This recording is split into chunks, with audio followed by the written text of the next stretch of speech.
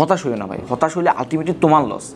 হ্যাঁ, আমাদের সমাজটা এরকম, তুমি হতাশ না, তুমি হতাশের উপর মানুষ তোমাকে আবার আঘাত করবে, মানুষ কখনো তোমাকে সান্ত্বনা দেবে না। মানুষ হচ্ছে এমন, তো মানুষের প্রতি কোনো চাহিদা রাখবে না, মানুষের প্রতি কোনো এক্সপ্রেশন রাখবে না, এটা সবচাইতে খারাপ একটা জিনিস। এসএসসি 24 ব্যাচের প্রিয় ভাই আপুরা, তোমাদের আগামী 9 মে জিএসটি ভর্তি পরীক্ষা অনুষ্ঠিত হতে যাচ্ছে। তো তোমাদের যাদের চিন্তা ধারণা এরকম আছে যে ভাই আমার টোটালি পড়তে ইচ্ছে করতেছে না, আমার বই নিয়ে ধরতে ইচ্ছে করতেছে না, আমার রিভিশন দিতে মন চাচ্ছে না, পড়ার টেবিলে টোটালি বসতে ইচ্ছে করতেছে না, আমার পাশের বন্ধুবান্ধব সবাই কোথাও না কোথাও ভালো কোথাও চান্স পেয়ে গেছে, আমার এখনও কোথাও আসে নাই, আমি কি আসলেই পারবো, আমি কি আদৌ পারবো, এমন হাজারো প্রশ্ন তোমার মাথায় ঘুরপাক খাবে। তোমাদের ভর্তি পরীক্ষা আজ থেকে আগামী 11 থেকে 12 দিন তোমাদের ভর্তি পরীক্ষা আছে। এই সময়টা তোমার লাইফের সবচাইতে গুরুত্বপূর্ণ সময়গুলোর মধ্যে, টার্নিং পয়েন্টের মধ্যে, মোড় ঘুরে নেওয়ার মধ্যে এই আগামী 10 থেকে 12 দিন হতে যাচ্ছে।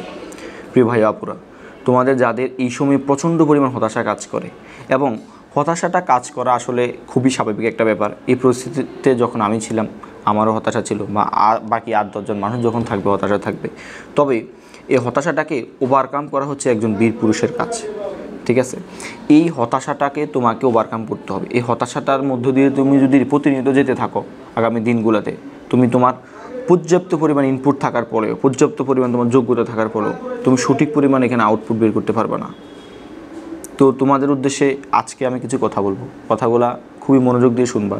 তোমাদের যাদের মনে হয় ভাই আমি একেবারে হেরে গেছি, না, একটা কথা মনে রাখবা, তোমাদের সাথে এখানে যারা ভর্তি পরীক্ষা দিছে, বা ভর্তি পরীক্ষা তোমাদের সাথে আগামী 9 তারিখে যারা দিবে, বিশ্বাস করো ওরা সবাই তোমার ক্যাটাগরির, এবং যারা চান্স পাবে সবাই তোমার ক্যাটাগরির।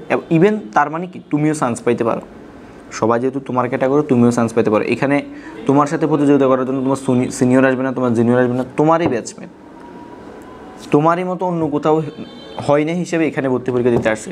তো ওরা যদি ভালো র্যাঙ্কে চান্স পায়, ওরা যদি চান্স পায়, তুমি কেন পারবা না? আমি যেটা বলবো তোমাকে, যে একেবারে চেষ্টা করবা এইসব ব্যাপারে মাথা না ঘামানোর জন্য। তোমার হবে কি হবে না, মানে দেখো, আমরা মানুষ কখনো ফিউচার নিয়ে ভাবতে পারে না, অতীত নিয়ে ভাবার দরকারে নেই। তোমার কাজ কি? তোমার কাজ হচ্ছে বর্তমানে ফোকাস করা, মানে আজ, এখন, এই যে একটা সেকেন্ড এখন যাচ্ছে, 1, 2, 3, এভাবে যে একটা সেকেন্ডে, প্রতিটা সেকেন্ডকে তুমি গুরুত্ব দাও। দ্যাট মিনস কি, তোমার প্রত্যেকটা সেকেন্ড যাওয়া মানে তোমার পরীক্ষা আরও কাছাকাছি আসতেছে। তোমার কাছে এখন ভয়, ভীতি, আতঙ্ক এটা থাকবে ভাই, এটা থাকাটা স্বাভাবিক। তবে এইটা যদি তুমি ওভারকাম না করতে পারো, এটা অস্বাভাবিক, ঠিক আছে? দেখো, পরিস্থিতি মানুষের লাইফে, প্রত্যেকটা মানুষের লাইফে এরকম পরিস্থিতি আসবে। আমার নিজের ব্যক্তিগতভাবে যদি আমি আমার এক্সপিরিয়েন্সটা শেয়ার করি, আমার ফার্স্ট টাইম কোথাও হয় নাই। সেকেন্ড টাইমে আমি যদি বলি, সেকেন্ড টাইমে আমার 2টা জায়গায় ভর্তি পরীক্ষা দিয়েছি। আমি ভর্তি পরীক্ষা দেওয়ার কথা ছিল না, আমি লাস্ট 2-3 মাসে এসে এটা সিদ্ধান্ত নিয়েছি। সেকেন্ড টাইমে আমি যখন চট্টগ্রাম ইউনিভার্সিটিতে ভর্তি পরীক্ষা দিয়েছি, আমার সিরিয়াল শুনে, মানে আমার সিরিয়াল লিটারলি কত ছিল জানো? 33,000। সেই জায়গা থেকে আমার জিএসটিতে 9,000-এর ভিতরে সিরিয়াল আসছে। তাহলে 33,000 থেকে জিএসটিতে 9,000। আমি কিন্তু একটা সত্য কথা, আমি ওই যে চট্টগ্রামে আমার হয় না হিসেবে, চট্টগ্রামে আমার অনেক বেশি দূরে থাকার পরে আমি কিন্তু তেমনভাবে অতভাবে হতাশ হয়নি। আমি কিন্তু তখন, মানে সেকেন্ড টাইমটা আমি অনেক ম্যাচিউর একজন মানুষ ছিলাম, ঠিক আছে? তো তোমরা যারা সেকেন্ড টাইম আসো কিংবা ফার্স্ট টাইমের আসো, আমি তোমাদেরকে বলবো এই ম্যাচুরিটি তোমার ভিতরে থাকতে হবে।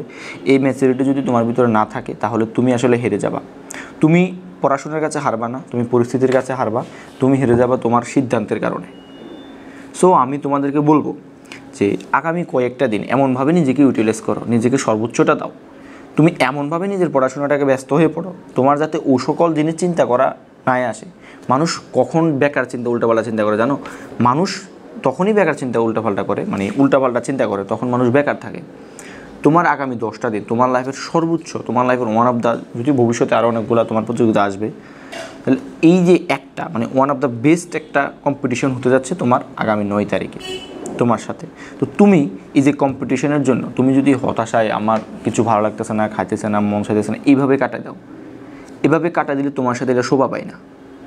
তুমি একজন যোদ্ধা। তুমি দেখো কতগুলো জায়গায় অনেকেই তোমার বয়সী, তুমি চিন্তা করো, অনেকেই কিন্তু হাল ছেড়ে দিছে, বাবার টাকা আছে, প্রাইভেটে চলে গেছে, তারপরে ভাল লাগতেছে না, ন্যাশনালে ভর্তি হয়ে যাবে, ন্যাশনালে পড়বে, পড়াশোনা ভালো লাগে না, অনেকেই ধরে হাল ছেড়ে দিচ্ছে। তুমি একমাত্র যোদ্ধা অনেকগুলোর মধ্যে। এসএসসি পরীক্ষা কতগুলো দিচ্ছি, প্রায় 14 লাখ 13 লাখ পরীক্ষা দিচ্ছে। তো তোমার মধ্যে ওই যে যার যুদ্ধগুলো আছে, তুমি কিন্তু একটা যোদ্ধা। একটা যখন যুদ্ধ হয়, ওই যুদ্ধের মধ্যে সবাই সৈনিক হিসেবে আসার জন্য রাজি হয় না। যারা সৈনিক হিসেবে আসে ওরা এক একটা যোদ্ধা। ওরা জয়লাভ করলে ওরা বীর, ওরা জয়লাভ, ওরা যদি যুদ্ধে শহীদ হয় ওরা শহীদ। আমি যুদ্ধের সাথে তোমার এটা মিলাইতেছি না। দেখো, ওরা যারা যুদ্ধে একবার নাম দিছে, ওরা যদি জয়লাভ করে ওরা জয়ী, আর যারা ওরা মারা যায় যুদ্ধে তারা ওরা শহীদ। এখন আমি তোমাকে যেটা বলবো ভাই, একেবারেই তোমাকে মোটিভেশন, আমি অনেক কথা বলতে পারি, মোটিভেশন হইতে, আধুনিক চিন্তাধারা হইতে, কিংবা বাস্তবিক কথাবার্তা হইতে আমি অনেক ধরনের কথা তোমাকে বলতে পারি। তো আমার সবগুলা কথার শেষ কথা হচ্ছে এইটা, যে তোমার ভালো তুমি সবচেয়ে ভালো বুঝো। তোমার ভালো মানে মানুষের, তুমি ছাড়া, বিশ্বাস করো, তুমি ছাড়া তোমার লাইফে আর কেউ নেই, এটা মনে রাখবা।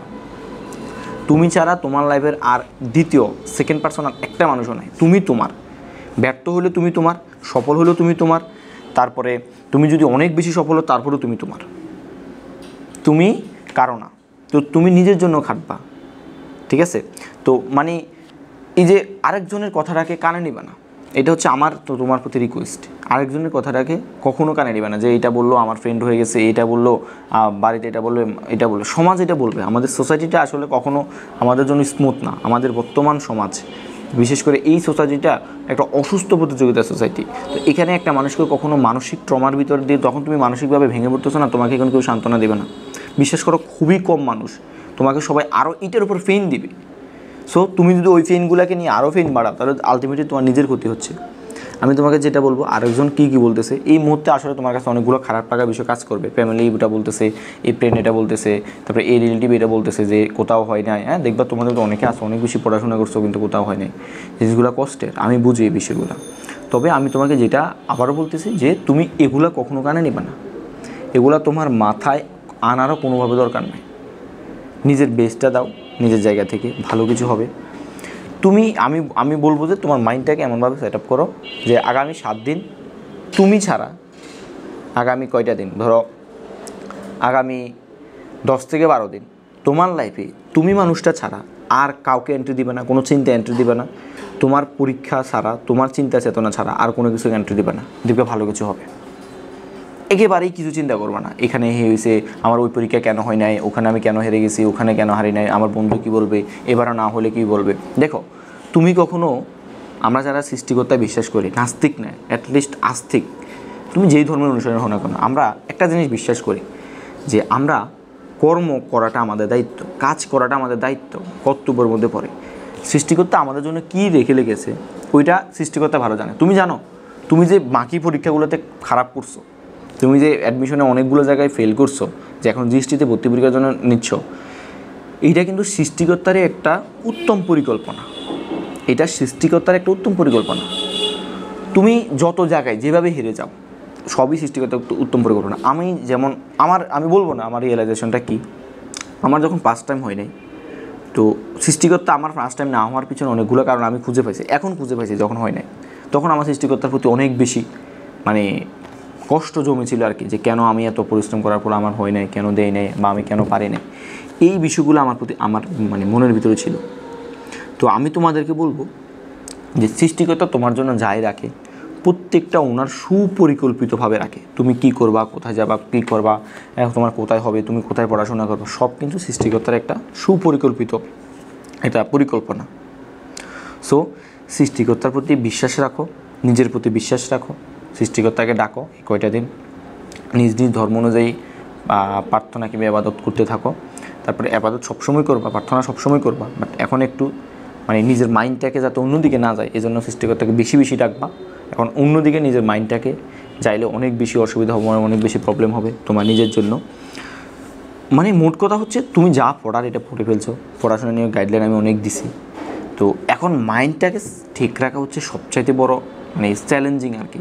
তো এই সময়টা মাইন্ডটাকে একটু চ্যালেঞ্জ রাখো, মানে মাইন্ডটাকে একটু কুল রাখো।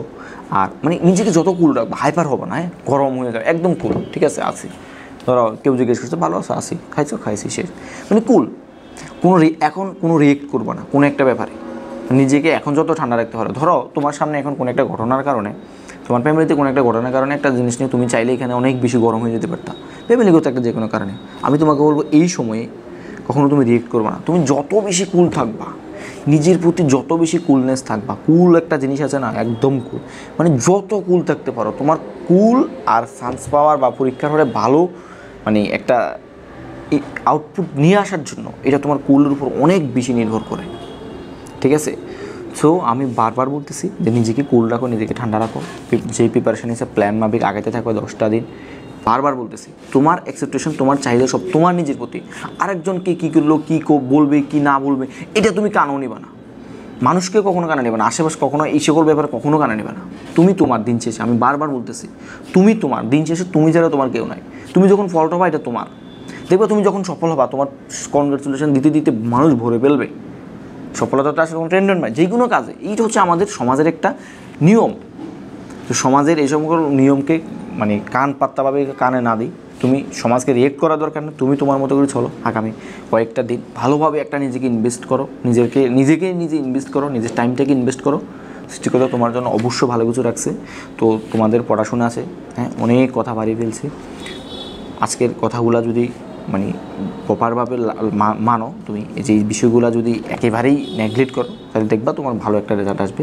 সো কথা না বাড়িয়ে আমরা এখানেই শেষ করছি। তোমাদের মতামতটা অবশ্যই জানাবা যে কোন ব্যাপারে তোমাদের স্ট্রাগল হচ্ছে বা কী ব্যাপারে তোমাদের ঝামেলা হচ্ছে, ভাইয়াকে অবশ্যই শেয়ার করবা। সবাই ভালো থাকবা, সুস্থ থাকবা, সবার জন্য অনেক অনেক শুভকামনা। প্রতি পরীক্ষা একটা ভালো একটা বেস্ট একটা কামব্যাক দিয়ে আসো। ধন্যবাদ সবাইকে।